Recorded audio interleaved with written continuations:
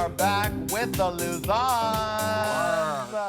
We are back not only with Manila Luzon, but with her lovely husband, Michael Alvarez. Hello, hola, hi. Welcome to the set, sweetie. Thank you for having us. Of course. You know, we got a chance to talk to both of you, me and Lady Red, when we did, when you won one of the Digital Drag Awards for PEG, and that was one of the last public things Lady Red and I did together. Yeah. So it was great that you were able to chat. Lady Red was there, and that you were kind enough to do that interview with us. Of course, that was like a lot of fun to do, and like it was really cool because like the pandemic was happening and Coronavirus! and we had to like we had to make a show and make drag happen and do it in a different way than we usually do it, and drag queens and Hey Qween, we're all creative types and we made it work, honey. So that was a lot of fun. Yeah, and right after meeting you on the red carpet digitally, we had a very fun car ride in our living room.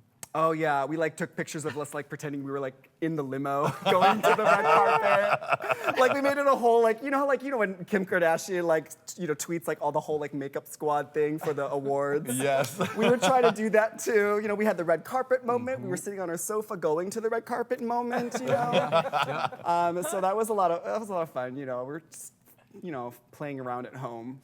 That's all we could do at the time, right? Right. Yeah.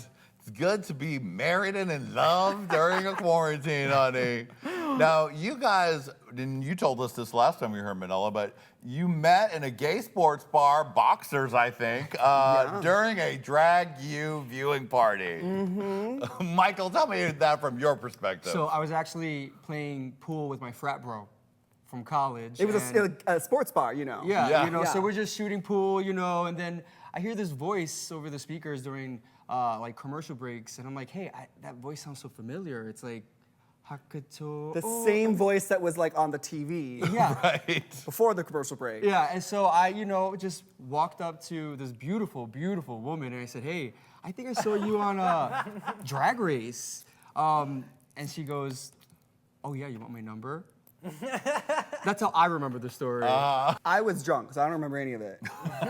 This is actually, it's accurate because she doesn't remember the first time we met. The second time we met it was also a viewing party of Drag University, and I brought some friends because, I wanted to support. Mm-hmm. And then that's when, I think it was bringing friends is what made Manila remember me. She's like, oh, this is the guy, he's good. Yeah, I was like, oh yes, okay, thank you for coming back and bringing more people with you because the more people in the bar, the more, chances of me getting rehired again is, So yeah, that's the part I do remember. I do remember him coming back.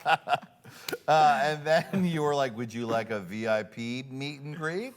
Well, no, actually, I was like just coming out of the closet, realizing I was a homosexual. And so Manila kind of like showed me the behind the scenes of the New York gay culture. And I was born and raised in the Bronx, honestly, went to all boys high school, never dated a guy until I was 21. And Manila was the one who's showing me my own home, the gay part of New York City, and it was amazing. Wow. Yeah, it was pretty cool because I was like, oh, look, this cute Latino boy from the Bronx. He's coming out to the gay bar. Does he know what's going on here?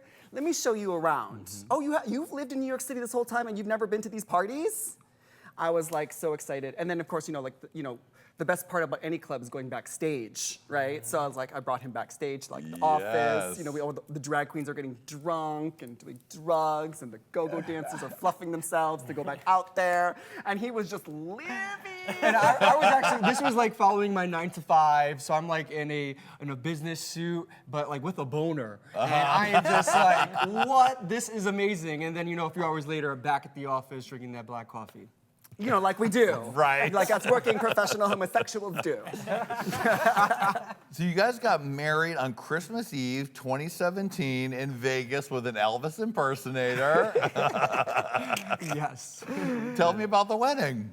Well, we wanted to have like a special wedding because we're like, oh, it's a gay wedding, so it's got to be something different than like, hiring a lesbian to marry us and then like, getting, conference A and B at the Hilton by the airport. So we were thinking about all these like different things, and we have we're in California, but we have all of our families out like on the East Coast. So we were like, should we do a wedding out there and then do a reception here?